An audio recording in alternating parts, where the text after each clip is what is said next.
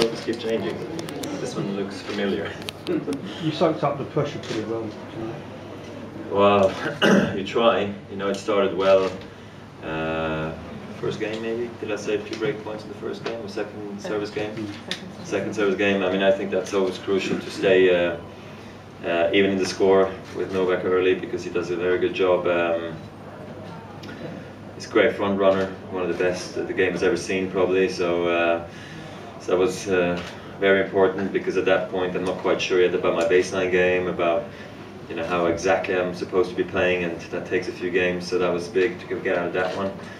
And then as the match went on, I actually played a very good set. I think the first set belonged to me, whereas the second set belonged to him more. He created many more opportunities. I struggled to get into his service games more frequently, and it seemed like the moment I wasn't serving great, he created chances for himself and put a lot of pressure on me. It was a huge game, clearly at 5-all, 40 love for him. I crawled my way back into the game and ended up breaking him. So that was big, but I think the break points saved were even bigger tonight. The serving tonight, Roger, was at crucial moments was spot on. Yeah, because I did struggle on the outside a little bit to make more damage against him. He does a very good job of covering both sides there, and wasn't quite sure exactly how I was going to play that side all the time. Whereas on the deuce side, I felt like I had more openings with the swinger wide and the tee. So on the outside I was struggling, and on the big points most of them go that way. So I'm happy that I got some big ones up the tee and also wide when I needed them. Roger, you've won the service now 7 times. There's only Halle and Wimbledon that you've won that many. How do you explain this place being like the 3rd most successful place for you? I mean, I guess it definitely helps practicing in Dubai quite a bit. So I know how the ball flies and the conditions here.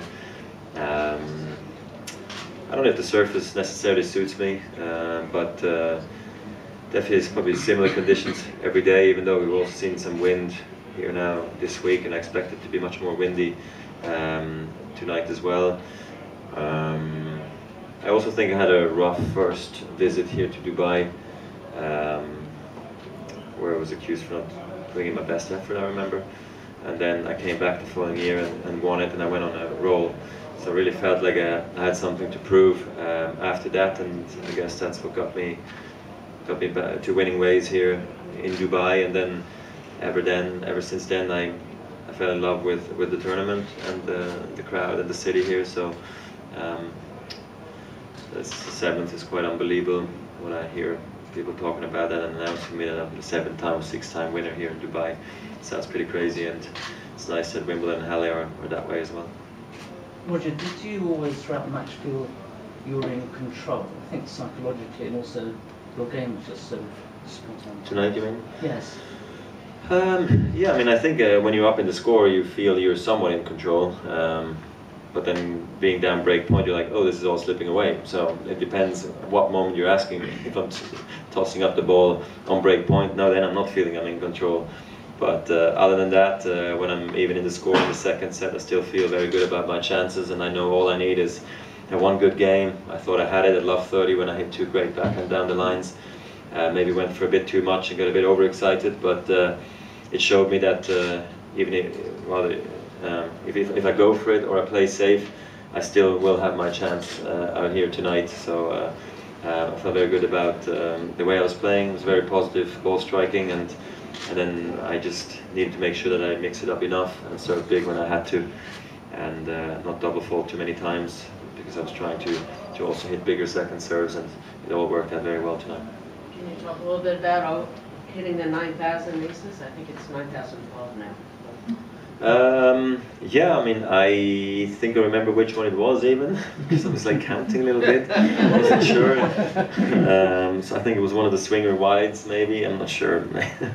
But I think it happened in the second set at some point. But clearly it was nice to get past that, so now I don't have to think about it ever again for the next 1,000 or so. Roger, on the first match point today, it seemed like when you missed that forehand, it seemed like someone was yelled something behind you. Did it distract you? Because then I think you double faulted as well after that. Did I? Yeah, I probably did. No, I don't know. I mean, the double But I fault. think It you didn't looked at distract. It him. didn't distract me on the double fault after that, but it might maybe distract me on the forehand. Maybe, but everything went so fast. You know, I hit a big first serve. He had a great forehand back, and he was always going to skid, so that I was going to catch it maybe a little bit late. Could always happen. So it was the combination maybe, but it was a fan who was already cheering for me, so I couldn't be upset about it. And after that, it was just about refocusing and trying to avoid the tiebreaker, because that would have been extremely difficult to go into a breaker being broken.